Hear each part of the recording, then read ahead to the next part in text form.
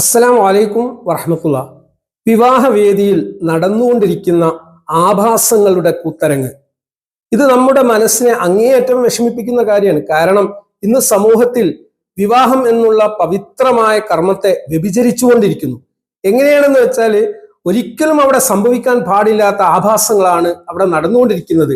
ഒരു പവിത്രമായ കർമ്മം, ബലിഷ്ഠമായ കരാർ എന്നുള്ള രൂപത്തിൽ ഒരു കുടുംബം രൂപം കൊള്ളുന്ന ഒരു വേദിയിൽ വെച്ച് അന്യരുടെ മുമ്പിൽ കാണിക്കാൻ പാടില്ലാത്ത, ബെഡ്റൂമിൽ മാത്രം കാണേണ്ട കാര്യങ്ങൾ പബ്ലിക് ആയിട്ട് മറ്റുള്ളവരെ കാണിപ്പിക്കാൻ വേണ്ടി വീഡിയോഗ്രാഫേഴ്സ് മത്സരിക്കുകയാണ്.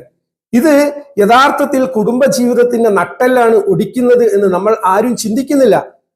മറ്റുള്ളവർക്ക് മാതൃകയാവേണ്ട ഏറ്റവും നല്ല വ്യക്തിത്വങ്ങളാണ് നമ്മൾ ഓരോരുത്തരും.